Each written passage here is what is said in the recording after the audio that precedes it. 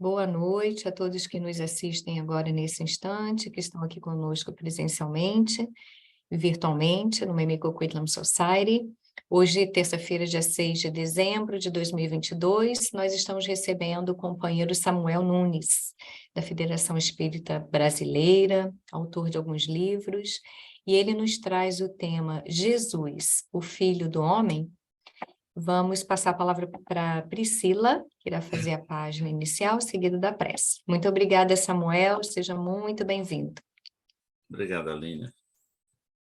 Bom, boa noite a todos. Eu vou fazer a leitura do livro Pão Nosso, que é a psicografia de Chico Xavier, pelo Espírito Emmanuel.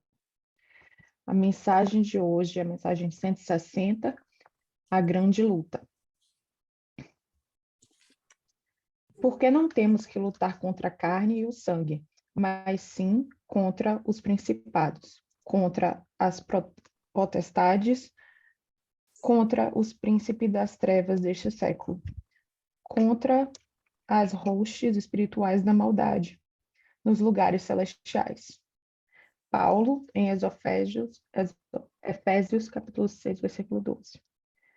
Segundo nossas afirmativas reiteradas, a grande luta não reside no combate com o sangue e a carne, propriamente, mas sim com as nossas disposições espirituais inferiores. Paulo de Tarso agiu divinamente inspirado quando escreveu sua recomendação aos companheiros de Efésio.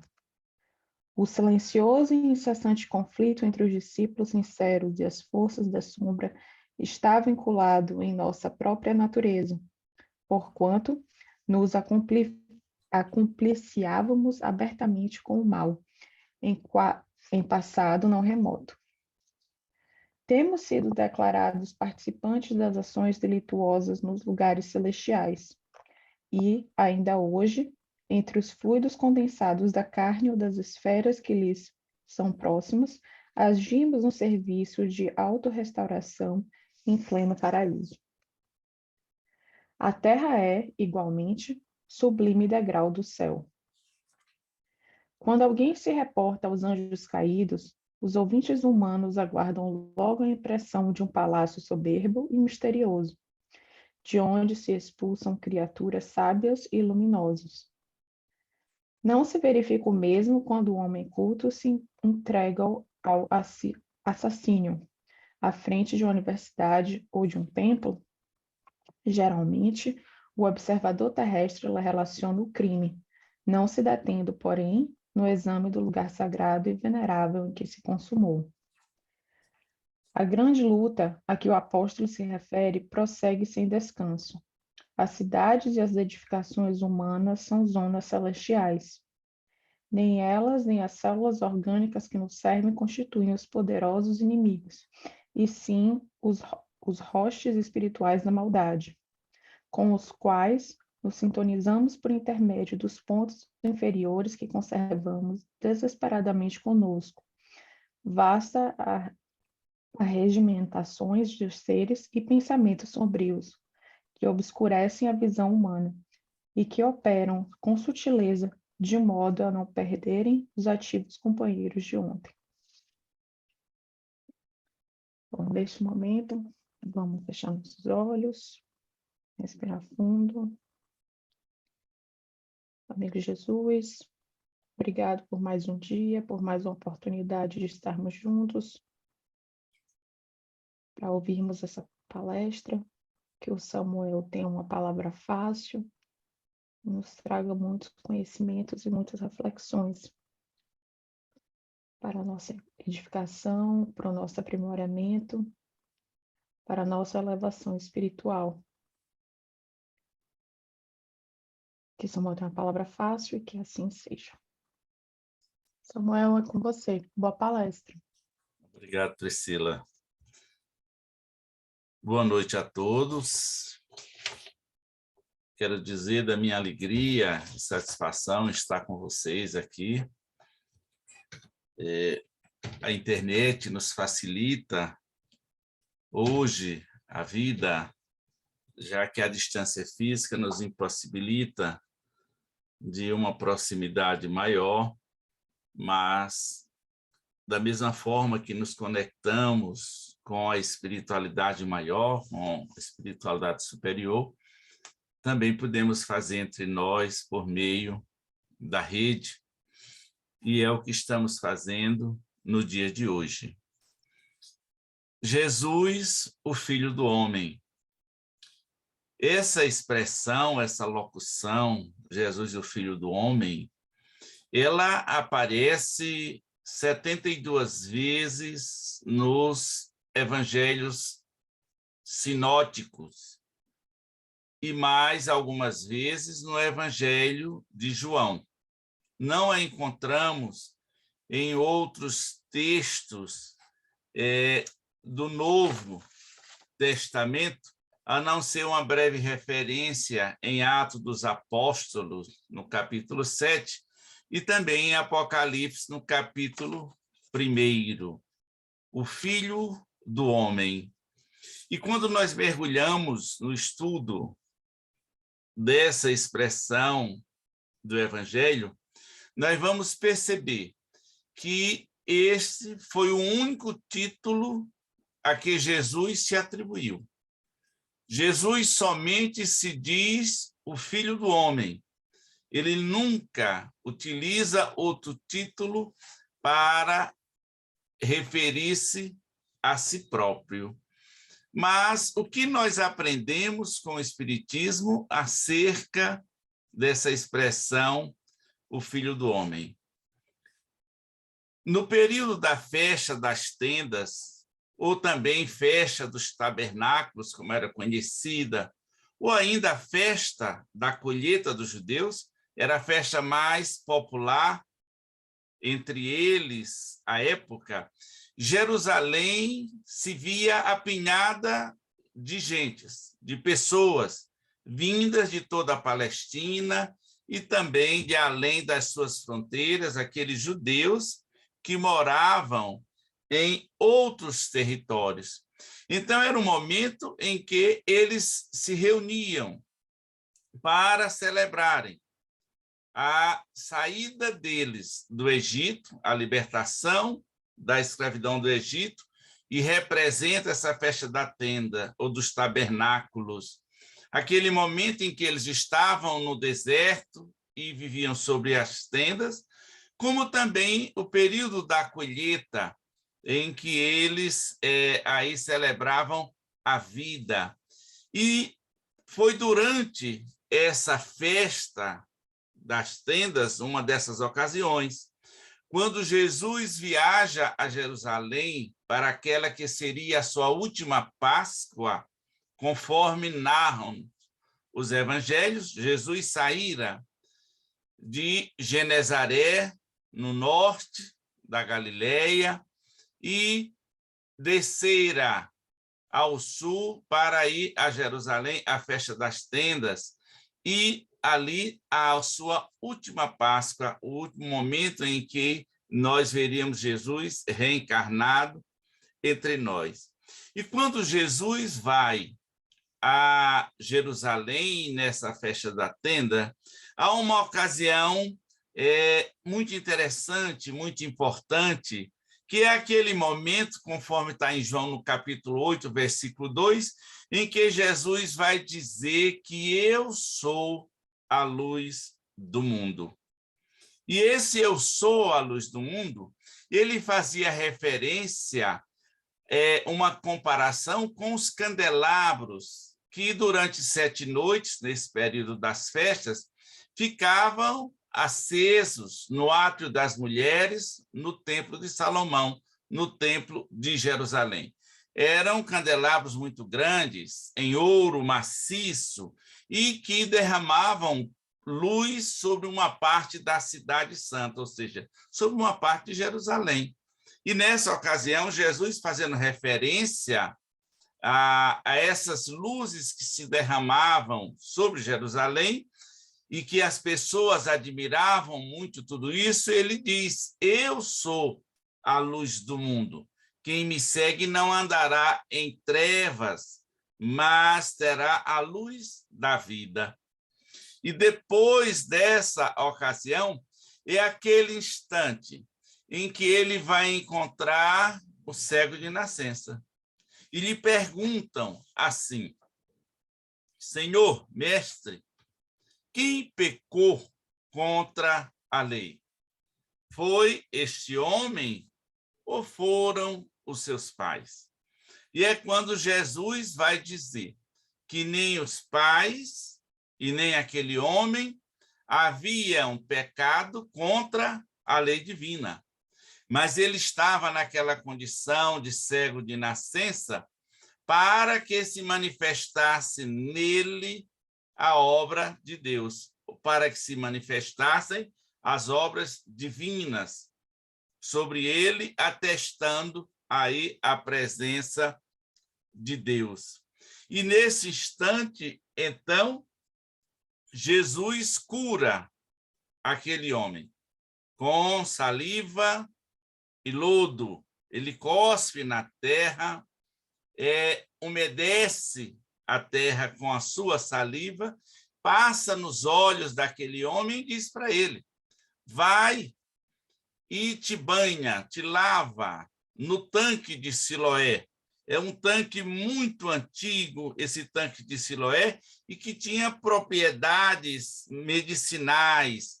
Ele recebia uma água, como se diz, virgem, que brotava da terra.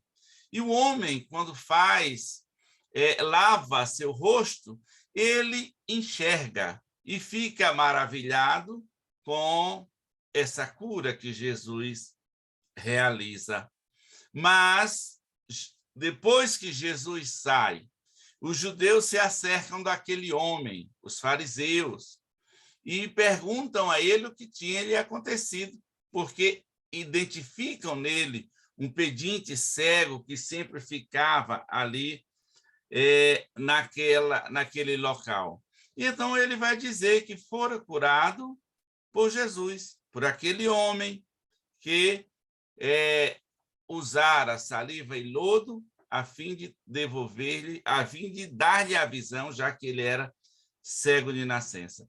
Mas os judeus, os fariseus em especial, àquela época, e os escribas também, eles eram muito intrigantes. Então, eles obrigam aquele homem a ir à presença dos sacerdotes no templo.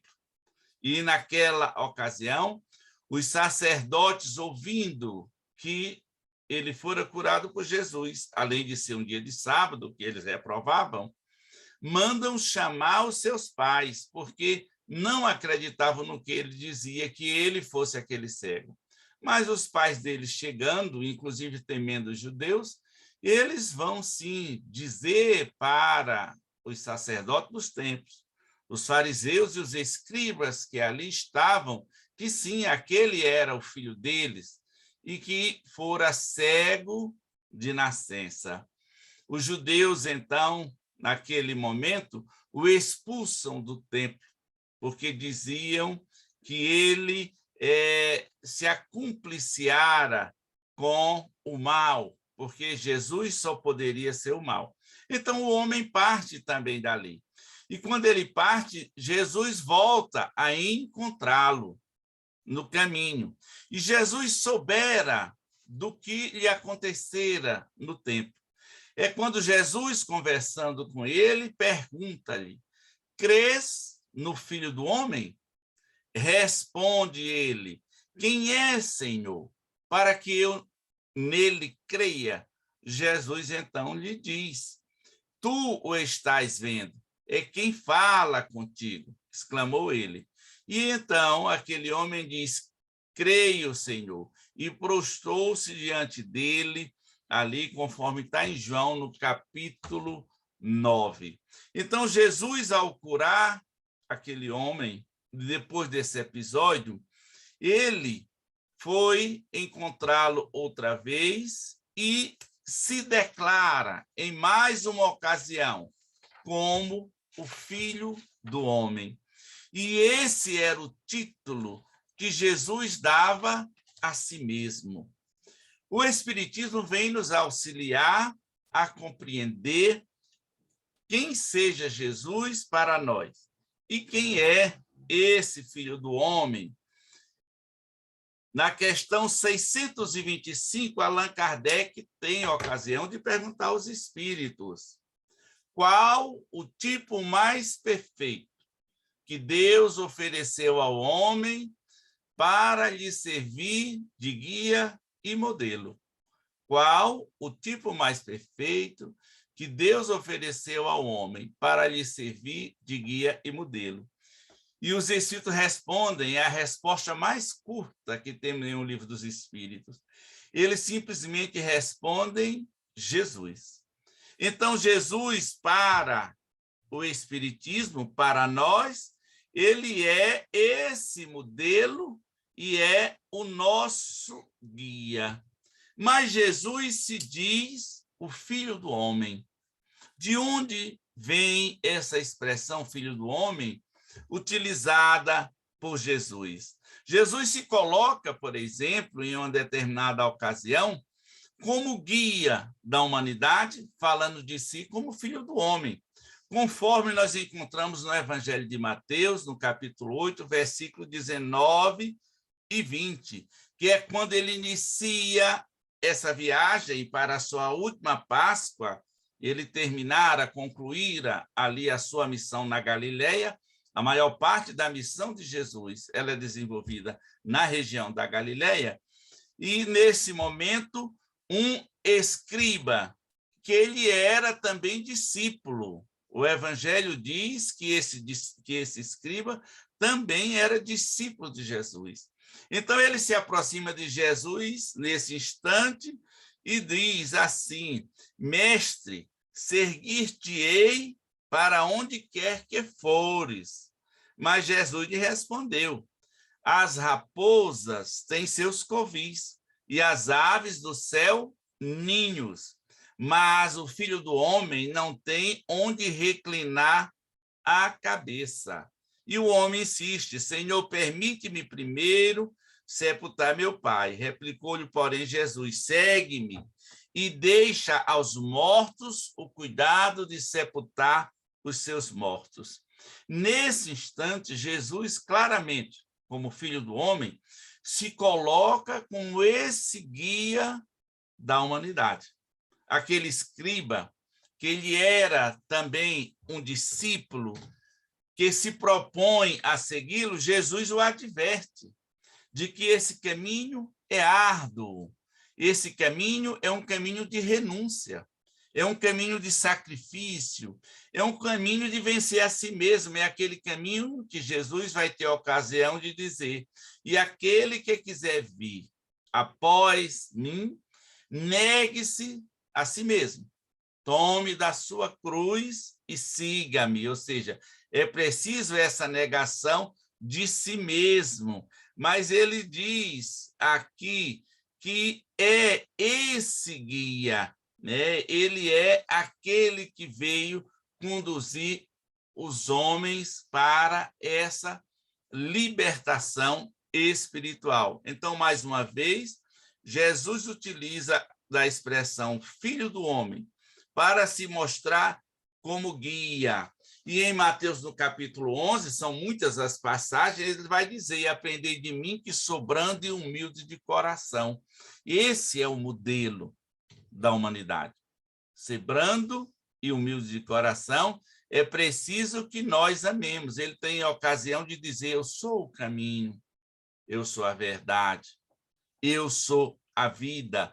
Em todos os instantes, Jesus faz referência a si como Filho do Homem e como guia e modelo da humanidade, porque ele convida todos a seguir os seus passos, advertindo, é claro, que esse caminho é um caminho de lutas, é um caminho de renúncia, em que nós precisamos, de fato, abdicar daquilo que não se condiz, que não se coaduna com a lei divina. E isso por quê? Porque nós estamos em busca da felicidade. Nós somos seres destinados a essa felicidade, e é ela que nós estamos buscando. mas os Espíritos nos esclarecem, conforme está lá em O Livro dos Espíritos, que nós sofremos quando nós nos distanciamos da lei divina, que nós sofremos quando ferimos a lei. Ou seja, então, para que nós possamos aí encontrar a felicidade, nós só precisamos nos ajustar à lei divina. Então, nós vamos encontrar esse Filho do Homem, que é o título que Jesus dá a si mesmo, nessa expressão que está na questão 625, de guia e modelo da humanidade. Mas a literatura espírita já há muito tempo, mesmo ainda no século XIX, nós temos ouvido sempre Jesus como o governador planetário, ou governador do planeta Terra. Emmanuel, guia espiritual do Chico Xavier, em sua obra A Caminho da Luz, ele vem falar para nós da vinda de Jesus. Ele vem relatar que, próximo à descida do Mestre ao mundo físico, espíritos angelicais se aproximam da Terra e se reúnem na circunvizinhança do nosso planeta para auxiliar nesse trabalho de Jesus, que viria à Terra. Eles vão eleger aqueles que iriam estar mais próximos de Jesus, traçar os caminhos, a fim de trazer a nova mensagem, porque nos diz A Caminho da Luz que foi Jesus quem, inclusive, presidiu a formação geológica, a formação física do nosso planeta, ali liderando e conduzindo os engenheiros siderais nesse processo, a fim de trazer a humanidade, aclimatar a humanidade terrena dentro de um processo de renovação espiritual. Agora, nós observamos nos evangelhos que Jesus faz muita referência às tradições judaicas. E ele vai dizer, por exemplo, que não veio destruir a lei, mas dar-lhe cumprimento. Ele costumava dizer, mesmo quando modifica a lei em alguma coisa, por exemplo, ele diz: aprendestes que foi dito, amarás os teus amigos e odiarás os vossos inimigos. Eu, porém, vos digo, amai os vossos inimigos. Então diz, aprendei de mim, que sou brando e humilde de coração. Então, Jesus fazia essas referências, primeiro porque as pessoas, pouca gente lia aquela época, por isso ele dizia, ouvistes que foi dito, que as pessoas ouviam, não liam. Eu, porém, vos digo, ou seja, mesmo nesse instante, Jesus vem demonstrar esse caráter condutor da humanidade, mas ele fazia referência ao Antigo Testamento com muita frequência. Inclusive, quando ele vai falar do joio, na verdade, ele está fazendo referência a parábolas que nós encontramos no Antigo Testamento, porque Jesus era judeu. E o povo para quem ele falava era judeu. Jesus é de Belém de Judá. Então, ele era judeu.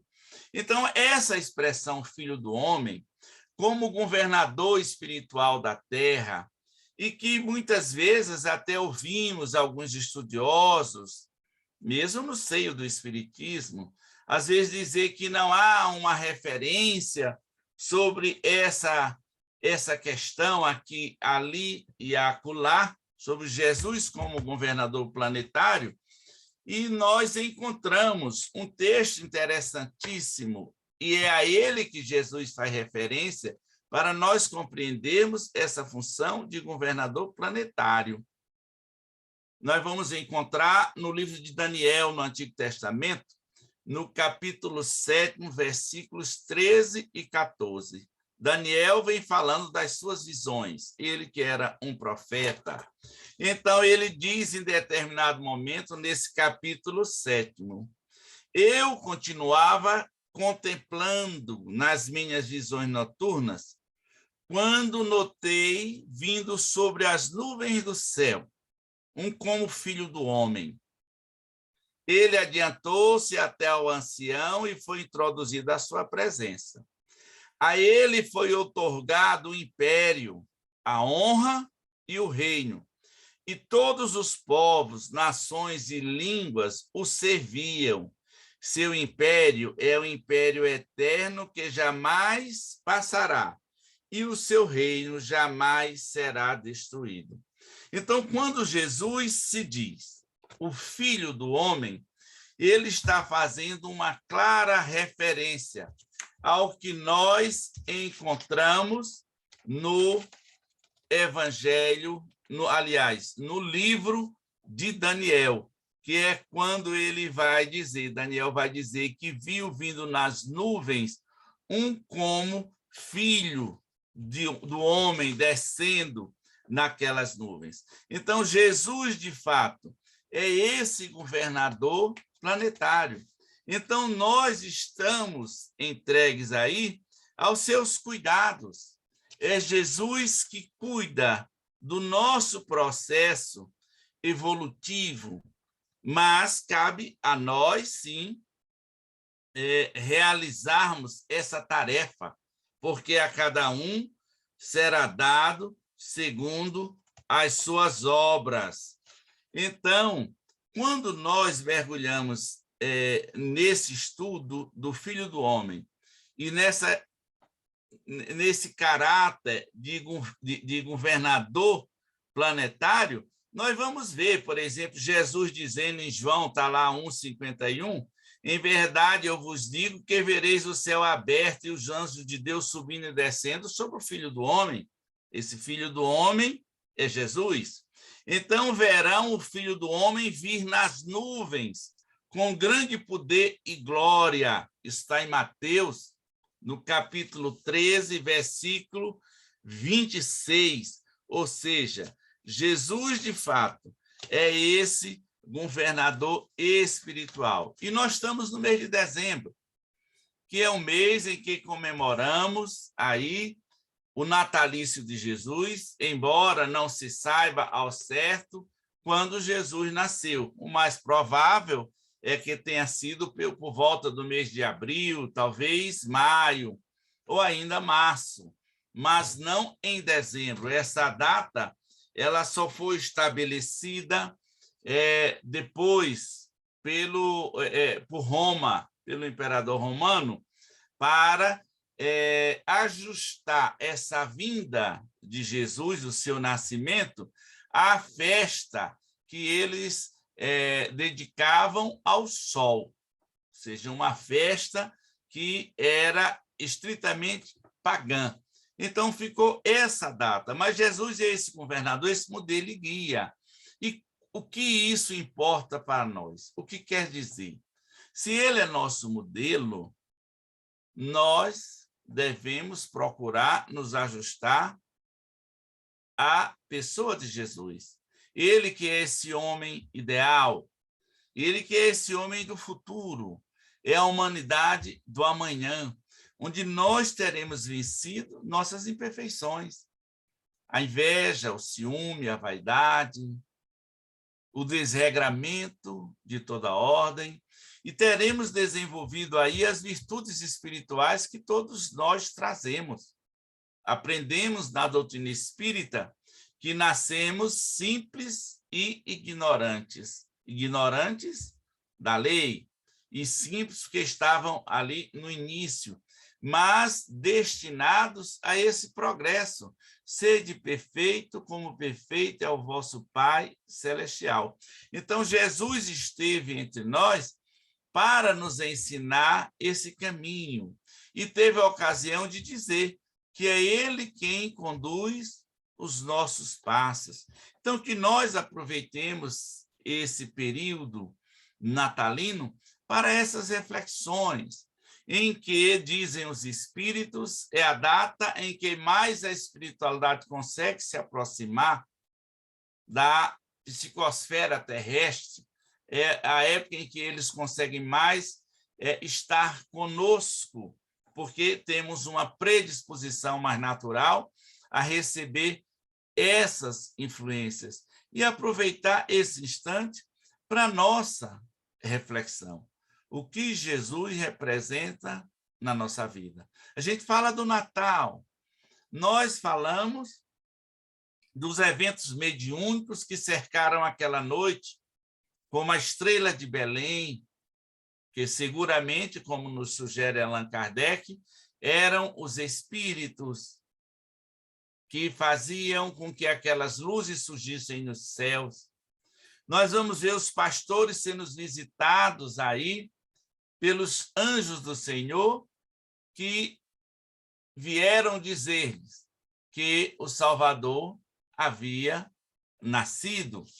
É aquele instante em que Jesus, conforme nós encontramos em Lucas, no capítulo 2, Jesus fora levado para a circuncisão, que acontecia 40 dias depois do nascimento.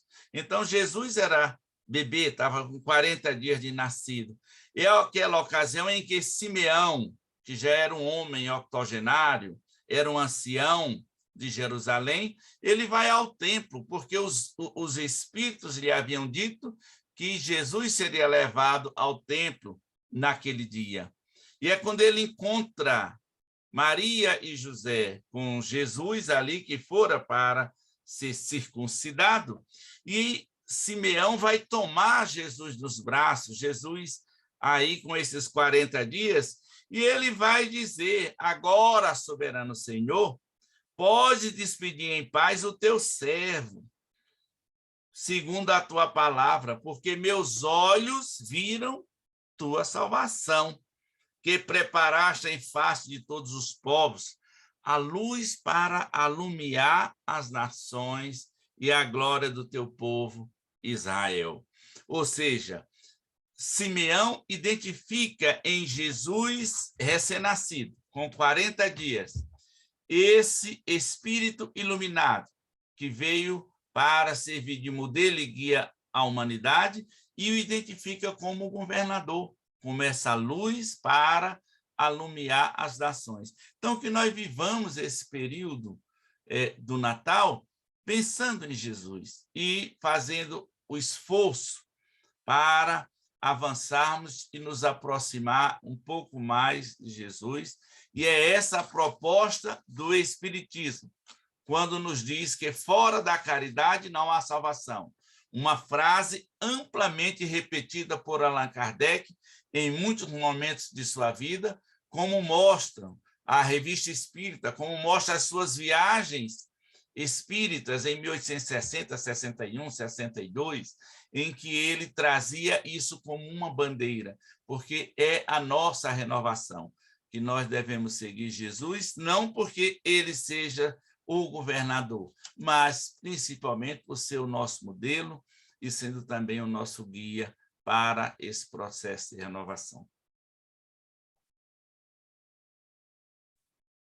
Eu devolvo a palavra aí à Aline ou à Priscila. Isso, obrigada, Samuel. Você poderia finalizar com a oração? Assim podemos. Obrigada.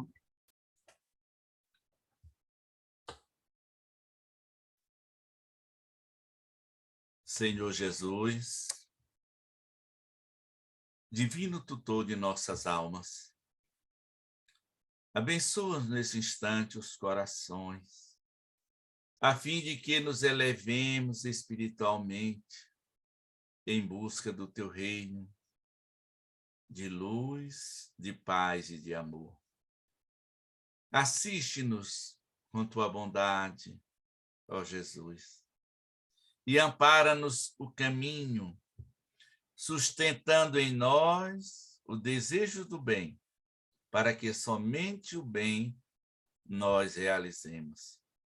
Assiste nesse momento, Jesus, as crianças sozinhas, em especial as que estão abandonadas, aqueles que padecem enfermidades graves e muitas vezes sem assistência nenhuma. Envolve-os em teu amor. Senhor Jesus, abençoa os anciãos sozinhos, os nossos irmãos da estrada que não têm um lar, que dormem na sarjeta, que perambulam pela vida e padecem frio, sede e fome. Tende piedade de todos nós, amparando-nos o caminho. Sustenta aqueles que se deixaram vencer pelos vícios, aqueles que resvalaram pelos caminhos escuros da crueldade, do desequilíbrio de toda a ordem. Resgata cada um deles para a vida espiritual superior, conduzindo-os pelos caminhos da própria renovação.